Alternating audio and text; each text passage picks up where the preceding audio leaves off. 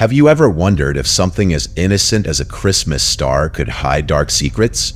What if the bright figure adorning your tree, a symbol of peace and joy, was actually something much more sinister than you ever imagined? A few years ago, in a quiet neighborhood in an ordinary town, the Grant family was preparing to celebrate the holidays. Like every Christmas, they decorated their home with bright lights, reindeer figures, and of course, a huge Christmas tree. However, this time, something was different. There was a special star to place on top of the tree. It was old, made of golden metal that shimmered even when not lit up. No one knew where it came from, but its presence seemed to fill the room with a strange energy. The children, especially Emily and her younger brother David, couldn't stop staring at it. There was something about the star that drew them in, though they couldn't exactly explain what it was. It was as if they couldn't look away, as if, in some way, that star was speaking to them in a deep, silent manner. The family had bought this star from a small antique shop, but the shopkeeper, a strange man with unsettling eyes, had warned them, almost in a whisper, not to look at it for too long. At first, they thought it was just some old superstition. After all, what could a Christmas star do other than sit on top of a tree, shining brightly? But what happened that night changed everything forever.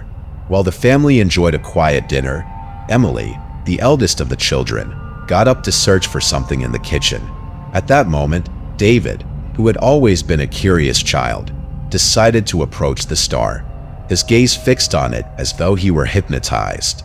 It was as if something, an invisible force, was compelling him to look at it without breaking his stare. Minutes passed, and David didn't seem to notice the passage of time. The golden glow of the star seemed to intensify with each second, as if it were drawing in the light from around it.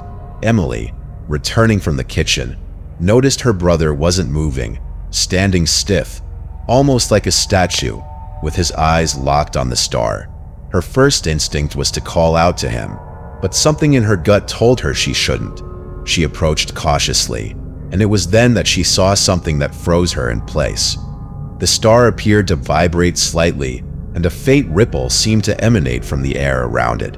Emily felt a pressure in her chest, a sensation that something was terribly wrong. It was at that moment that David let out a low scream, and his body began to tremble violently. Frightened, Emily rushed toward him, trying to hold him, but her brother seemed trapped in an invisible force, something holding him still and absorbing him. With a tremendous effort, she managed to pull him away, but what she saw in David's eyes made her freeze in terror. His eyes, normally full of life, were now empty, as if something had taken his soul. The boy was there, yes, but his essence had gone, trapped somewhere, possibly in another dimension. Emily, paralyzed with fear, tried to wake her brother as one might wake a child from a deep sleep, but there was no response. The star continued to glow intensely, and the atmosphere in the house grew dense, charged with an ominous presence. Desperate, Emily tried to step away from the star, but every time she did, it felt as if something was pulling her back, forcing her to look again. A faint whisper, barely audible, began to fill the room, a sound that came from nowhere, yet seemed to come from the star itself. It was a soft whisper, like a distant melody, a voice that called to her. Emily closed her eyes and covered her ears with her hands, but the sound didn't stop.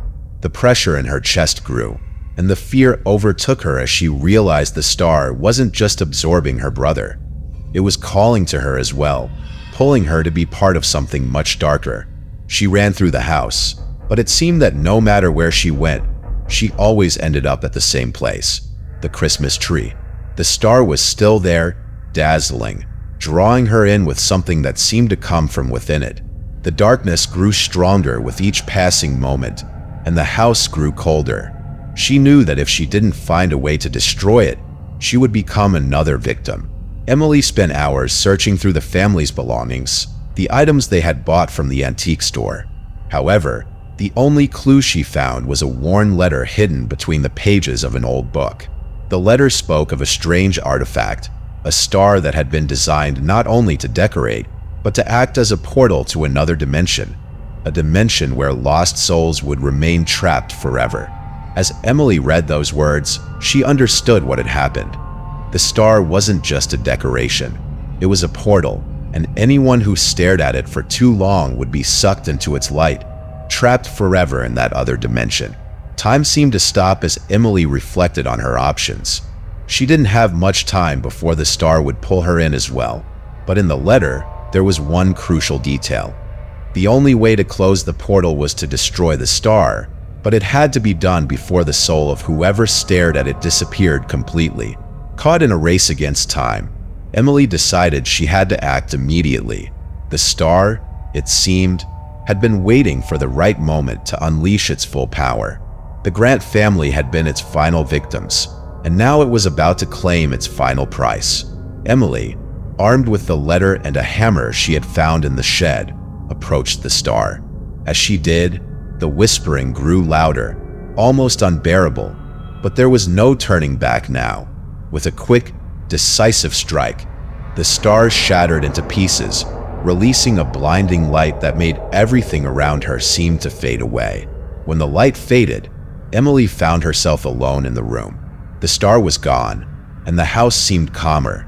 David, who had been in a catatonic state, woke up shortly afterward, as if he had been in a deep sleep.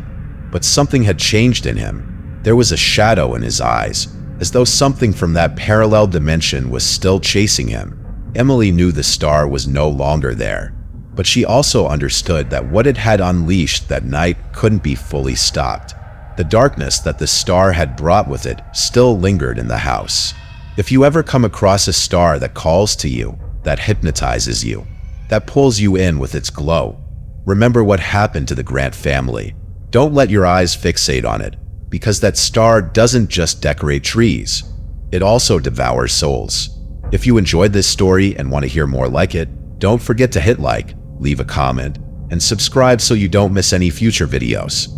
Dare you continue exploring the mysteries of the universe?